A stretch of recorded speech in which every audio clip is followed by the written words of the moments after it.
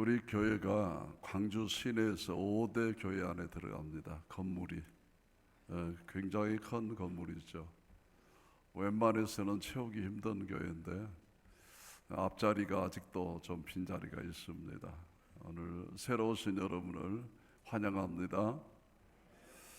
우리 교회가 창립 29주년 기념주일이다. 그런 것은 창립한 지 29년 되었다. 그날도 6월 30일이었습니다. 29년을 지나오면서 6월 30일 창립주일을 지키기 한 서너 번 정도 됐는데 그 중에 오늘이 참 뜻깊은 날이고, 내년에는 30주년이라 내년에는 30주년 기념제를 한번 멋있게 섬김으로 채워보자, 그런 마음이 자꾸 제 가슴에 부딪혀 와서 일곡동 내에서 이런 큰 잔치가 있을까라는 굉장한 잔치를 한번 해보겠다, 그런 생각을 갖고 오늘 여러분을 초청하게 된 것입니다. 특별히 귀빈 초청주일은 그냥 오늘 지난해 한 게 아니고 딱 우리 교회가 개척된 1년 될 때부터 계속 귀빈들을 초청하는 그런 잔치를 해오면서 우리 교회가 매년 교인 숫자가 불어나고 또 불어나고, 그래서 오늘 가득 채운 교회가 되는 것입니다. 저는 이 초청주일 때마다 새로 오신 분들의 마음을 따뜻해 드리기 위해서 노래를 한 곡씩 했습니다. 노래를 하고 나면 어떤 사람들은 그래요. 너가 목사님 되게 노래도 못 하더라요. 어떤 사람들은 노래를 듣고 눈물을 찔끔찔끔 흘리면서 은혜 받았다고, 교회도 이렇게 따뜻하고 좋은 곳이더라, 그런 반응들이 있는데, 저는 노래 못 듣더라 그냥 신용도 안 하고 듣도 안 해불고, 누구 목사 노래 진짜 잘하더라, 히트 쳤다, 그것만 듣고 좋아서 저는 노래를 또 하고 그러는데, 요새도 날마다 그 노래만 불렀는데 강단에만 올라오면 잊어버려갖고 일부 때도 잊어버렸어 갖고 다시 했어. 노래의 제목은 최한순 씨가 불렀던 산까치야입니다. 산까치야. 오늘 새로 오신 분들이 산까치라는 생각을 갖고서 그런 노래를 불렀습니다. 산까치야 산까치야 어디로 날아가니, 내가 울면 우리님이 오신다는데,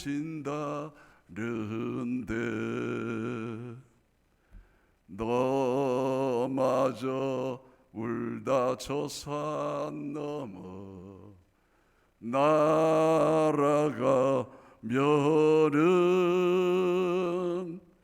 우리님은 언제 오나 너라도 내 곁에 있어다오,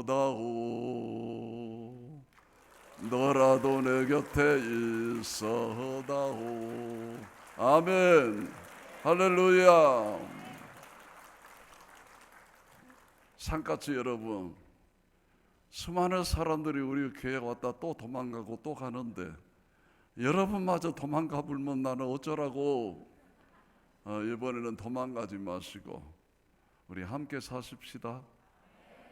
아멘. 여러분 믿고 감사드립니다.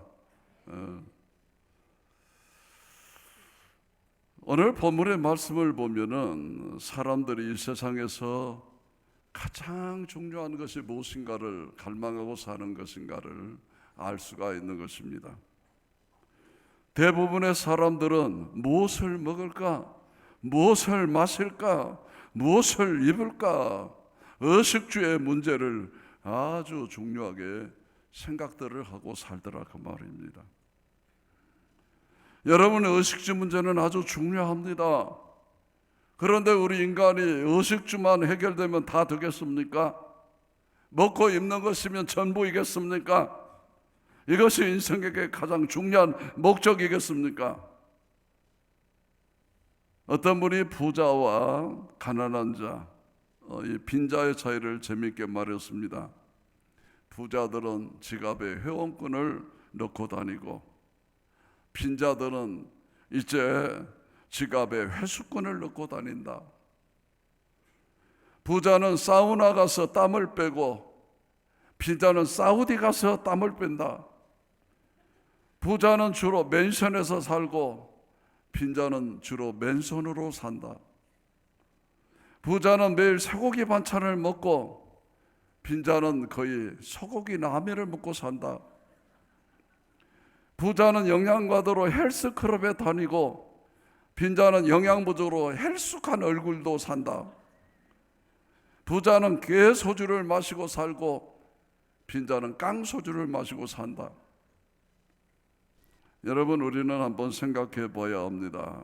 돈만 많으면 그 사람이 성공한 사람이고 행복한 사람입니까? 결코 아니라고 하는 것이죠. 여러분, 미국 라스베가스에 수천억짜리 호텔을 몇 개나 가지고 있는 큰 부자가 있었습니다. 그런데 그분이 영양실조로 죽었다는 사실입니다. 뭐로 죽었다고요? 호텔이, 라스베가스 가보셨어요? 수백억짜리 호텔이 몇 개가 있는 사람이. 여러분, 믿어지지가 않아서 무슨 소리냐 했더니 그때 매스컴에 크게 떠들었던 주인공이 하워드 휴라는 사람입니다. 하워드 휴. 돈은 많았지만 무엇이나 의심 많은 정신질환에 걸려갖고 자기 마누라도 믿을 수가 없어. 저것이 독약 넣어서 음식 해주고 나 죽으면 다 차지하려고 이 아내가 주는 음식을 못 먹어. 그 호화로운 집에서 식은장식 다 해놓고도 잘 수가 없어. 누가 와서 자기 죽일까 봐. 그래서 아무도 모르게 잠적해버려. 호텔, 아주 비밀한 호텔에 가서 뭐를 먹었냐? 깡통, 통조림만 조금씩 먹고 살다가 영양실조에 걸려서 쓰러져 버렸어. 그래서 이제 앰뷸런스에 실려가다 도중에 죽어버리고 말았어요. 왜 이렇게 죽었느냐? 부검을 해봤어. 아픈 곳이 하나도 없어. 병균도 하나도 없어.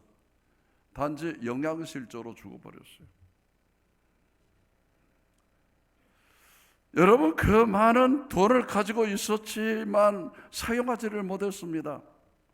돈을 벌어들이는 데만 목표를 두는 것은 어리석은 것입니다.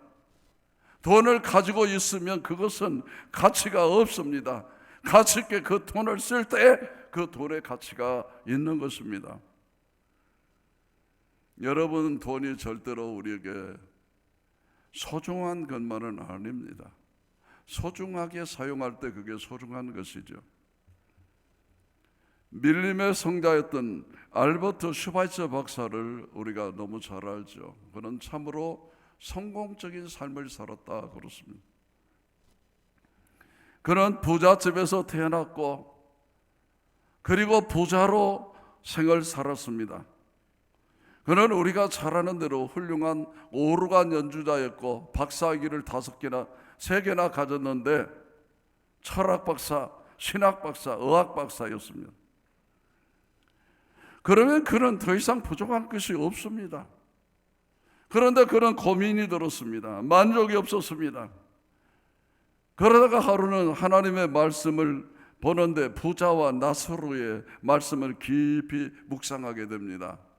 한 부자가 있어 날마다 호화로이 연락하며 자색 옷과 고운 베옷을 입고 날마다 잔치하는 생애를 살았습니다. 그런데 그와 대조되는 한 인생이 있었습니다. 그것은 부자의 상에서 떨어지는 부스러기를 먹고 겨우겨우 연명하는 온몸을 헌데가 알아 개들이와 살타주는 위로 속에 살았습니다. 부자도 죽고 거지 나사로도 죽었습니다. 어느 날 부자가 유황 불못에 그 뜨거운 고통을 당하면서 눈을 들어보니까 자기 상에서 떨어지는 부스라기 먹고 살았던 그 나사로가 하늘나라 아브라함의 품 안에 거하는 것을 보고 깜짝 놀랐습니다. 아브라함 하나님, 당신의 품에 있는 그 사람이 거지 나사로 맞으면 맞다. 그러면 그를 보내서 손가락 끝에 물 한 방울 찍어서 내 혀를 좀 서늘하게 해 주십시오. 그럴 때 그 아브라함이 말하기를 너희와 나 사이는 큰 구렁이 있어서 우리가 너에게 가고자 해도 갈 수가 없고 너희가 우리 가운데 오고자도 올 수가 없느니라. 그러면 아브라함이여 나사로를 세상에 보내십시오. 우리 형제 다섯이 지금 있는데 그들이 절대 이 불구덩이에 오지 않도록 좀 얘기 좀 해 주십시오. 그랬더니 아브라함께서는 말이 세상에는 모세와 선지자들이 있단다. 그들에게 가르칠 것이다. 아닙니다. 죽은 자가 살아서 가서 얘기하면 혹시 들을 수 있으니까 좀 보내주십시오. 그럴 때 아브라함이 아니다. 모세와 선지자의 말을 듣지 않으면 죽은 자가 살아나도 되지 않는단다. 모세와 선지자는 누굽니까? 오늘날 교회 목사, 전도사 여러분에게 복음을 전해서 가자 해서 끌고 나온 그들이 바로 모세와 선지자인데 그들의 말을 안 듣는데 죽은 자가 살아난들 믿겠느냐라고 하는 말씀이었습니다. 여러분, 슈바이처는 자기 스스로에게 자문해 봤습니다. 이 시대의 부자는 과연 누구인가 생각해보면 자기가 부자더라는 것이요. 그러면 이 시대의 가난한 자는, 나사로와 같은 자는 누군가 생각을 해봤더니 아프리카 밀림지대에서 배고파 죽어가는 수많은 사람들이 바로 나사로구나 라는 생각이 들었다는 것이죠. 그래서 이제 슈바이처 박사는 즉시 결단을 하게 되는 것입니다. 모든 것을 다 정리하고 아프리카 밀림으로 들어갔습니다. 그리고 밀림 속에 있는 불쌍한 흑인들을 돌보면서 자기 여성을 그곳에서 다 보냈습니다. 하루는 흑인 여성 한 사람을 치료하고 있는데 그 여인이 궁금하다는 듯 슈바이처 박사에게 물었습니다. 선생님은 박사학위를 3개나 가지고 있는 위대한 학자이자 천재적인 음악가이십니다. 그런 선생님께서 어떻게 이 오지에 오셔서 고생하며 사십니까? 라고 물었습니다. 그때 슈바이처 박사가 뭐라고 대답했냐면 제게는 말로서 남을 감동시키는 재주가 없습니다. 내가 예수님의 사랑을 글이나 말로서 표현하려고 해보았지만 그것을 제대로 이해하는 사람이 별로 없었습니다.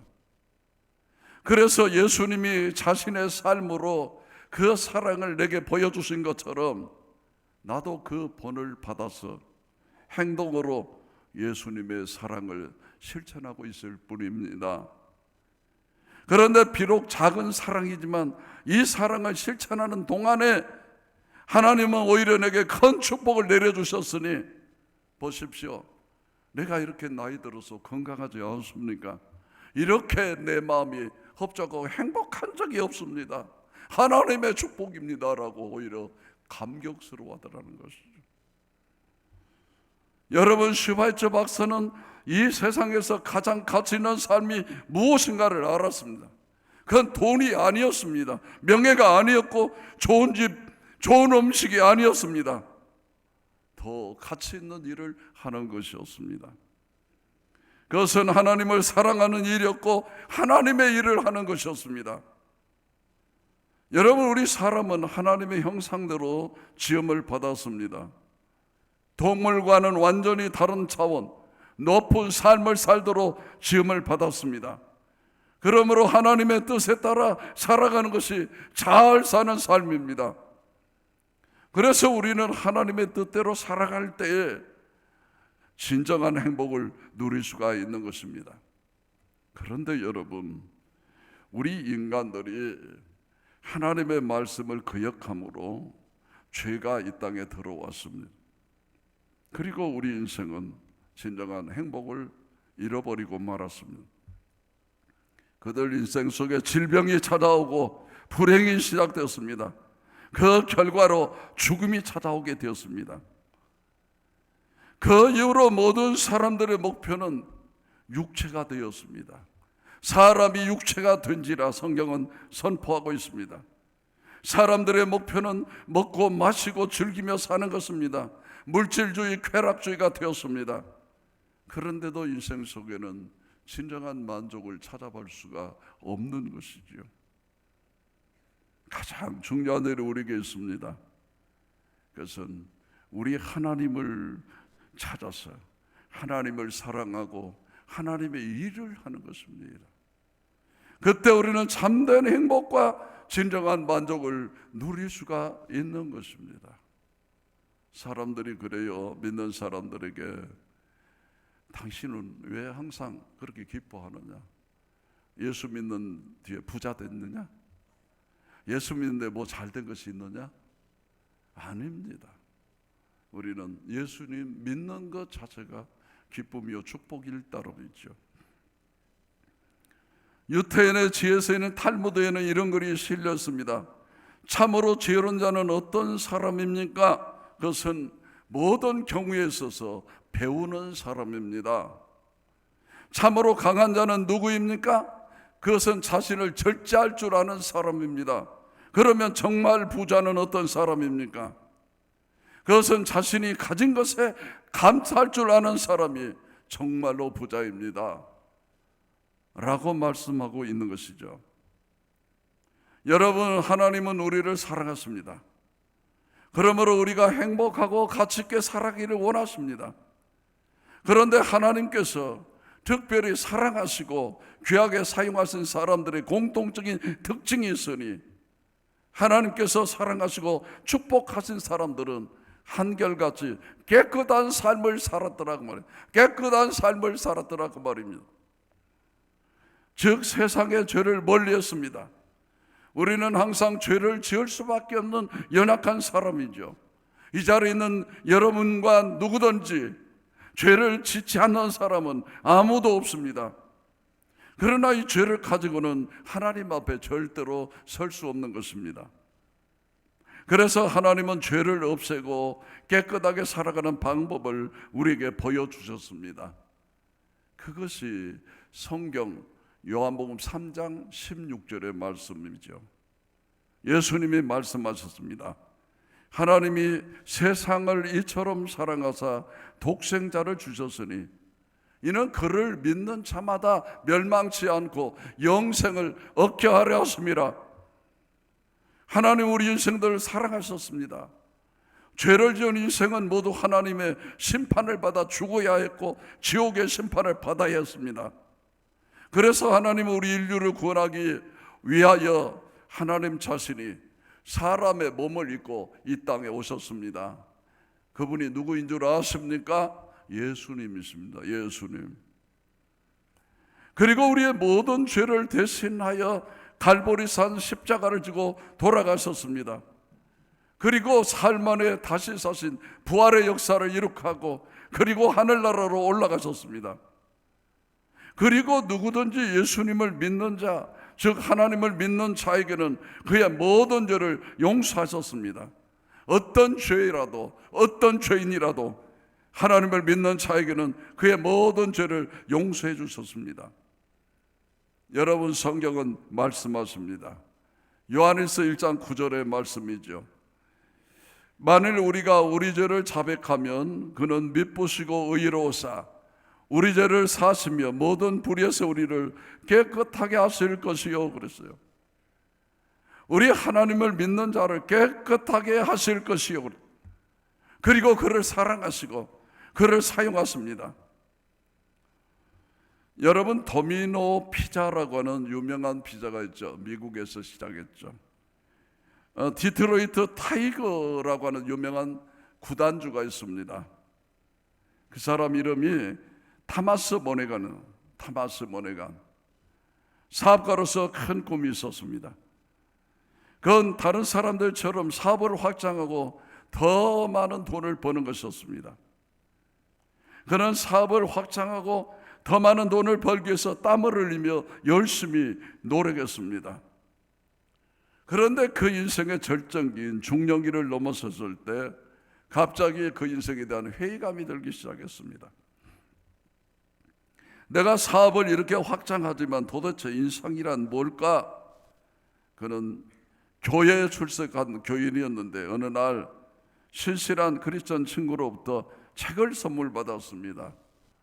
C.S. 루이스라고 하는 저자가 쓴 신앙서적을 읽기 시작했어요. C.S. 루이스는 유명한 성령론가입니다, 여러분. 아주 깊이 있는 말씀들이죠. 그는 그 책을 읽다가 갑자기 한 부분에서 큰 충격을 받았습니다. 그때 마침 이 사람은 집을 짓고 있었는데 미국에서 집을 지을 수 있는 별장으로 사용할 수 있는 최고의 땅이 27에이커까지 허락한다. 27에이커. 1에이커가 뭐냐? 1200 몇십 평입니다. 그거 계산해 보니까 33,000평입니다. 33,000평을 허락할 수 있어 그 33,000평 큰 대지 위에다 집을 짓기 시작해요. 집을. 쉽게 말해서 소위 꿈의 집, 드림하우스를 짓고 있었습니다. 그 집이 거의 절반쯤 지어졌을 때 마침 그 책을 읽다가 충격과 큰 은혜를 받았습니다.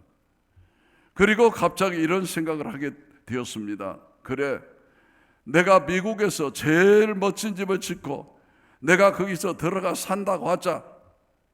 그 다음에 그래서 어쩌다는 말이냐? 그 다음에 그래서 어쩌단 말이냐? 그것이 무슨 의미가 있냐? 이런 생각이 들자 자기가 짓고 있었던 드림하우스가 아무런 의미가 없었습니다. 그런 갑자기 건축을 중단할 걸 명령했습니다. 그리고 그 집의 설계를 변경시키고 그것을 이웃 사람들을 돕고 섬기기 위한 자선사업을 위한 복지재단으로 바꿨습니다. 그리고 현재 살고 있는 자기 집도 너무 크다고 팔아 작은 집으로 이사했습니다. 이 소식이 알려지자 굉장한 뉴스거리가 되었죠. 시카고의 트리뷴지 기자가 그 사실을 두고 인터뷰를 하는데 소감이 어떠냐고 물었습니다. 그러자 그는 이렇게 말합니다. 나는 더 작은 집으로 이사했고 우리 회사의 자산 가치는 나 이런 심경 변화 때문에 조금 줄어들지 모릅니다. 그러나 나는 비로소 세상에 태어나 이것이 행복이로구나. 이것이 행복이로구나 라는 사실을 느끼기 시작하고 나는 정말로 꿈같은 지금 시간들을 보내고 있습니다 라고 얘기하더라는 겁니다. 왜 내가 이런 걸 모르고 답답한 인생을 살았을까? 여러분, 그렇습니다. 참된 행복은 많이 가지는 데 있지 않습니다. 그보다 중요한 일이 있습니다. 의식주보다 더 가치 있고 중요한 일이 있습니다. 그것은 하나님의 형상대로 지음받은 사람으로서 하나님을 사랑하고 이웃을 사랑하고 이것을 세상에 실천하는 데 있습니다. 여러분, 하나님은 여러분을 사랑하십니다. 그리고 가장 가치 있고 중요한 영원한 삶을 살기를 원하십니다. 오늘 이 자리에 나오신 여러분, 이 시간 우리 모두 우리 주님을 영접함으로 정말로 가장 복되고 행복하고 성공적인 삶을 살아가는 믿음의 사람들이 다 될 수 있기를 주의 이름으로 축원합니다. 축원합니다. 우리 기도하겠습니다.